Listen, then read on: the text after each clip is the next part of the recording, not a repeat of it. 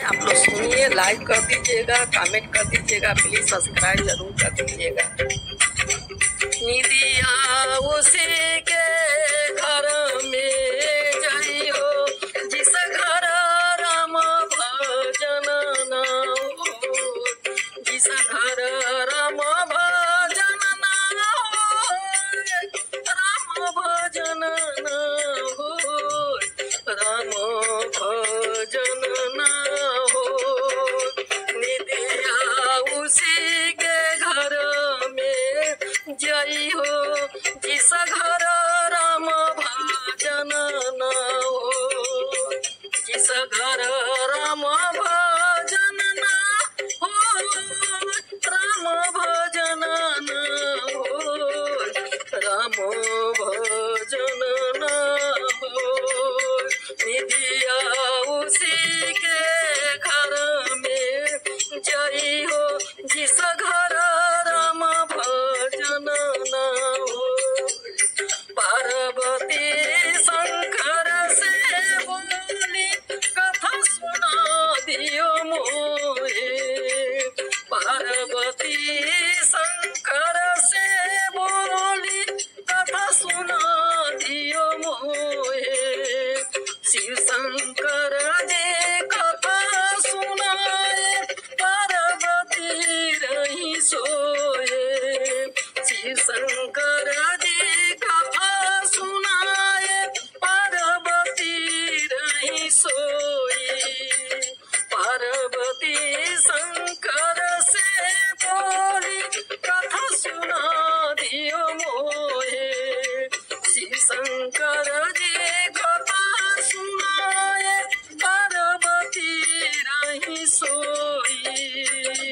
निदिया उसी के घर में जाइयो, जिस घर राम भजन न होए, जिस घर राम भजन न होए, राम भजन न होए, राम भजन न होए।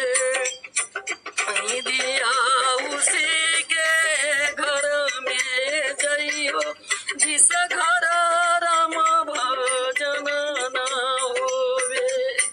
या जागे कोई रोगी जोगी, या जागे कोई चोर, या जागे कोई रोगी भोगी, या जागे कोई चोर, या जागे कोई संत महात्मा, या जागे कोई रोगी भोगी, या जागे कोई चोर, या जागे कोई संत महात्मा, लगी राम से डोर, लगी राम से डोर, लगी राम से डोर। निदिया उसी के घर में जाइयो, जिस घर राम भजन न हो, जिस घर राम भजन न हो, जिस घर राम भजन न हो, राम भजन न हो, राम भजन न हो। निदिया उसी के घर में जाइयो, जिस घर राम भजन न हो, जिस घर राम भजन न हो, राम भजन न हो। निदिया उसी के घर में जाइयो, जिस घर राम भजन न हो। चार पहर धंधे में बीते, चार पहर गए सोए। चार पहर धंधे में बीते, चार पहर गए सोए। एक पहर हरि नाम लियो ना, एक पहर हरि नाम लियो ना, चार पहर धंधे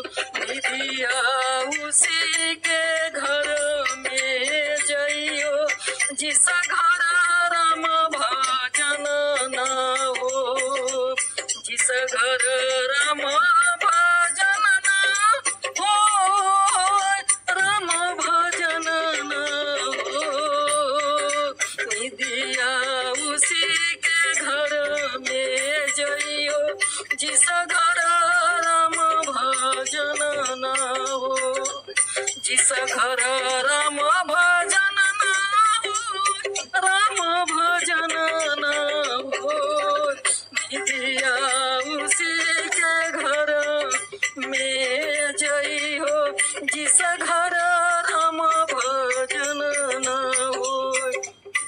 स्वर्ग अटारी चढ़ गया अब रहा कर्म कोरो, स्वर्ग अटारी चढ़ गया और रहा कर्म कोरो। कत कबीर सुनो भाई साधो, कत कबीर सुनो भाई साधो, स्वर्ग अटारी चढ़ गया और रहा कर्म खोरो। कत कबीर सुनो भाई साधो, अब गति कैसे हो, हाजी अब गति कैसे हो, अब गति कैसे हो, निदिया उसी के घर में जई हो, जिस घर राम भजन न हो, जिस घर राम भजन न हो, जिस घर राम भजन न हो, राम भजन न